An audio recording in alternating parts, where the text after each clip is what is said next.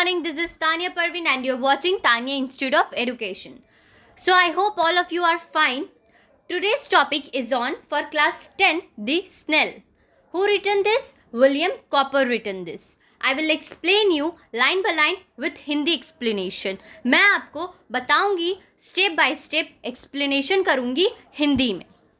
और मैंने पहले जैसे कहा था कि मैंने पोएम पहले कंप्लीट कराऊंगी फिर स्टोरीज पे जाऊंगी, तो मैंने पोएम कंप्लीट करा दिया है. फेयरवेल हो गया है, सी फीवर हो गया है. अगर आप लोगों ने नहीं देखा है तो डिस्क्रिप्शन में उसका लिंक दिया हुआ है, आप उसे पहले देख लें. Let's come to the topic. अब आते हैं टॉपिक के ऊपर. टॉपिक क्या है हमारा? The snail. द स्नेल को हिंदी में क्या कहा जाता है? घोंघा. ये किस प्रकार का जानवर होता है? ये पानी में भी रहता है, ज़मीन में भी रहता है. ज़्यादातर नदी, दरिया या समुद्र के किनारे पाया जाता है ये. और ये एक धीमी रति का जानवर माना जाता है.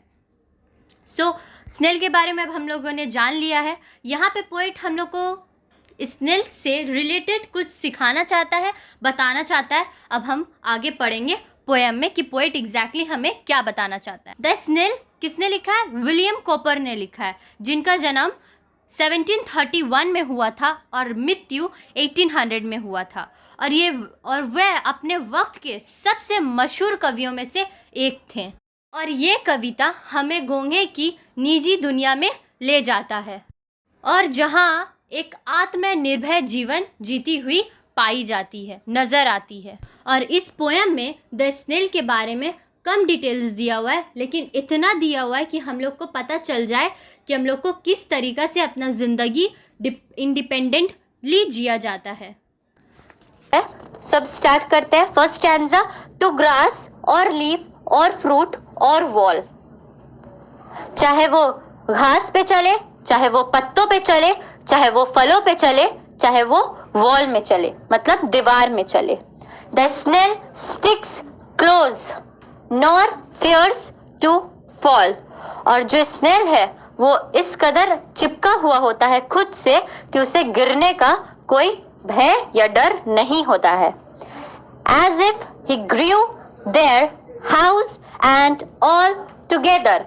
ऐसा लगता है कि वहीं पे वह पला बड़ा हो और उसका जो सेल है वहाँ पे वह अपनी ज़रूरत का सामान रखता है. ऐसा प्रतीत होता है कि वो जो शेल है वो उसका घर है. तो फर्स्ट पैरा कंप्लीट हुआ. यहाँ पे पोएट बस इतना बताना चाह रहा है कि चाहे कैसा भी रास्ता हो, हम लोग को बिना डरे चलना चाहिए और देखने में इस तरह लगना चाहिए कि हम लोग को बचपन से ये सब चीज सिखाया गया है. अब आते हैं सेकेंड पैराग्राफ में, मतलब second stanza. Within that house secure he hides. वह घर के अंदर खुद को छुपा लेता है, खुद को सेव कर लेता है उस शेल के अंदर.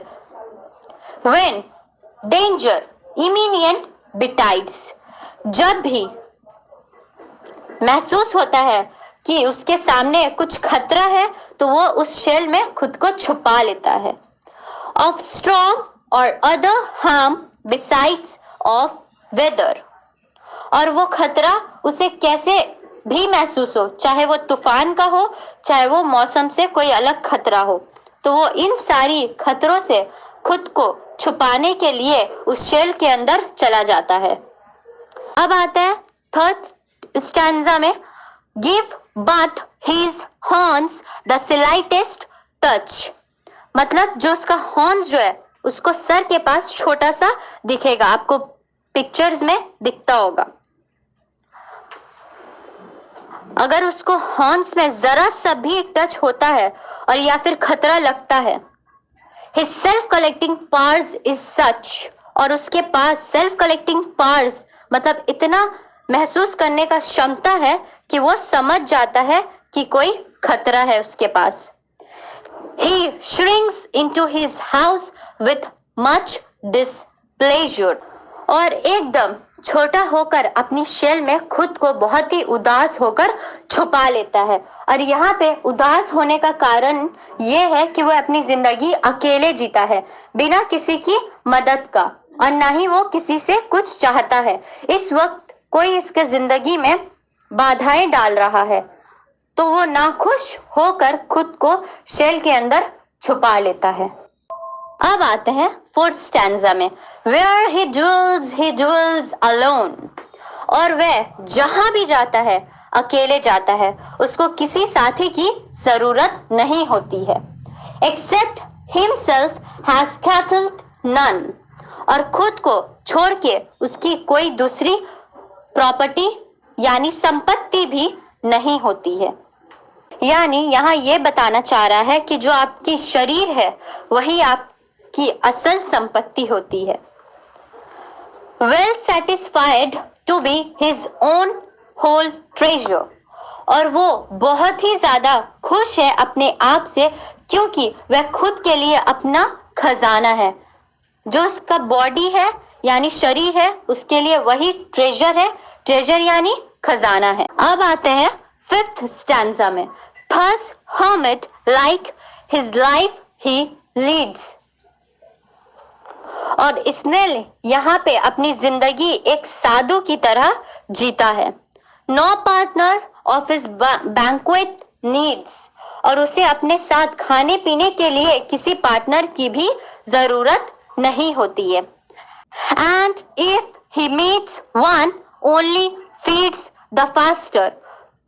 और अगर उसे कोई पार्टनर यानी साथी मिल जाता है तो अब खाने पीने के लिए, तो वह अपना खाना जल्दी जल्दी खा लेता है ताकि उसके साथी उसका खाना ना खा। अब आते हैं लास्ट स्टैंजा में, Who seeks him must be worse than blind। जो भी एक सेल को ढूंढने की कोशिश करता है, जो भी उसे तलाश करने की चाहत रखता है या करता है, उसकी हालत एक अंधे इंसान जैसी हो जाती है। He and his house are so combined। और शेल जो है अपने घर से इस कदर जुड़ा हुआ होता है, If find it, he fails to find its master। अगर शेल को ढूंढने वाले उसके घर को ढूंढ भी लेते हैं तो वह उसके घर के मालिक यानी शेल को नहीं ढूंढ पाते हैं, क्योंकि स्नेल अपने शेल में इस तरह चिपका हुआ होता है कि अगर कोई उसको तलाश करने में लग जाए तो कभी नहीं ढूंढ पाता है। अगर आपको इससे रिलेटेड कोई भी क्वेश्चन पूछना होगा तो आप कमेंट बॉक्स में बता सकते हैं। उम्मीद करेंगे कि हम आपका क्वेश्चन का आंसर दे पाए। उम्मीद करते हैं आपको ये वीडियो पसंद आया हो। अगर पसंद आया हो तो प्लीज मेरे चैनल को subscribe, likes, comment and hit the bell icon करिए। अगर फ्यूचर में कोई भी मेरा नया वीडियो आएगा तो सबसे पहले आपको पता चलेगा। Thank you for watching.